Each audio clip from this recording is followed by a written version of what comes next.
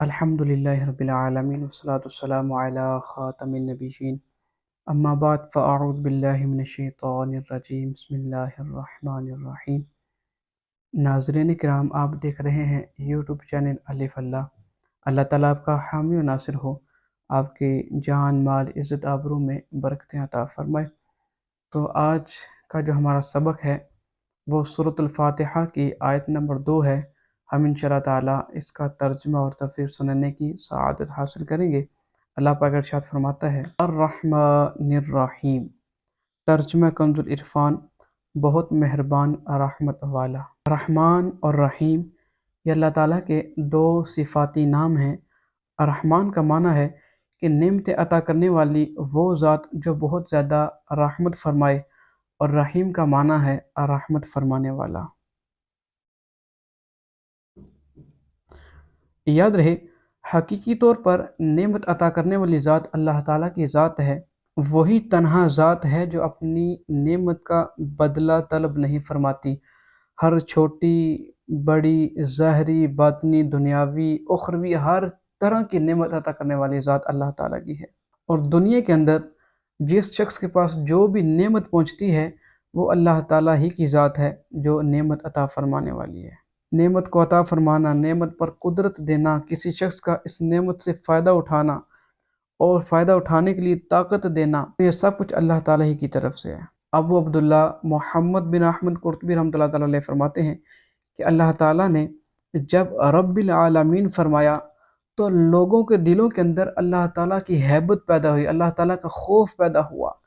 تو پھر اللہ تعالیٰ نے ساتھ ہی رحمان اور رحیم دو اپنے نام ارشاد فرمائے، دو صفتیں بیان فرمائی، اور اللہ تعالیٰ نے ارشاد فرمایا کہ بے شک میرا عذاب تو شدید ہے، لیکن اگر میرا عذاب شدید ہے تو ساتھ میں رحمان بھی ہوں، رحیم بھی ہوں۔ تو یوں اللہ تعالیٰ نے رب العالمین کے ساتھ رحمان اور رحیم فرمایا۔ تو اس فرمان کے اندر اللہ تعالیٰ کے ترغیب بھی ہے اور ترغیب بھی ہے، یعنی انسان کو دونوں حال میں رہنا چاہیے، نہ تو بہت زیادہ نا امید ہونا چاہیے اور نہ ہی گناہوں پر بہت زیادہ بے باک ہونا چاہیے۔ قرآن پاک میں بھی اللہ تعالیٰ نے کئی مقامات پر اپنا عذاب اور اپنی رحمت کا تذکرہ واضح طور پر اکٹھا فرمایا۔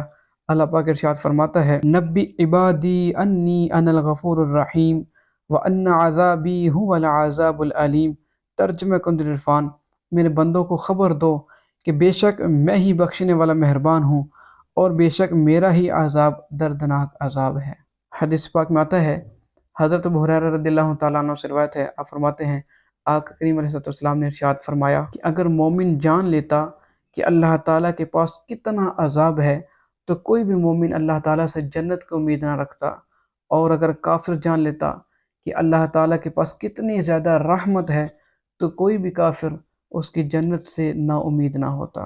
لہٰذا ہر مسلمان کو چاہیے کہ وہ امید اور خوف کے اندر رہے کہ اللہ تعالیٰ کی رحمت دیکھ کر اتنا بے باک نہ ہو کہ گناہ پر گناہ کرتا چلا جائے، اور نہ ہی اللہ تعالیٰ کے عذاب کی شدت دیکھ کر اللہ تعالیٰ کی رحمت سے نا امید ہو۔ اب شرعی مسئلہ سنتے ہیں کہ اللہ تعالیٰ کے علاوہ کسی کو رحمان یا رحیم کہہ سکتے ہیں یا نہیں کہہ سکتے۔ تو مسئلہ یہ ہے کہ اللہ تعالیٰ کے علاوہ کسی کو رحمان نہیں کہہ سکتے، ہاں کسی کو رحیم کہا جا سکتا ہے۔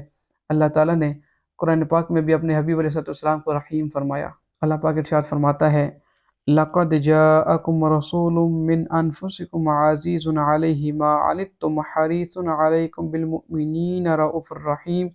ترجمہ کنز العرفان، بے شک تمہارے پاس تم میں سے وہ عظیم رسول تشریف لے آئے جن پر تمہارا مشقت میں پڑنا بہت باری گزرتا ہے، اور وہ تمہاری بھلائی کی نہایت چاہنے والے ہیں، مسلمانوں پر بہت مہربان رحمت فرمانے والے ہیں۔ اس آیت مبارکہ کے اندر بھی اللہ تعالیٰ نے اپنے حبیب کو رحیم فرمایا، تو پتہ چلا کسی شخص کو رحمان تو نہیں کہا جا سکتا، ہاں رحیم کہا جا سکتا ہے۔ اور ساتھ میں ہم نے یہ بھی سنا کہ اللہ تعالیٰ کی رحمت سے نا امید نہیں ہونا چاہیے۔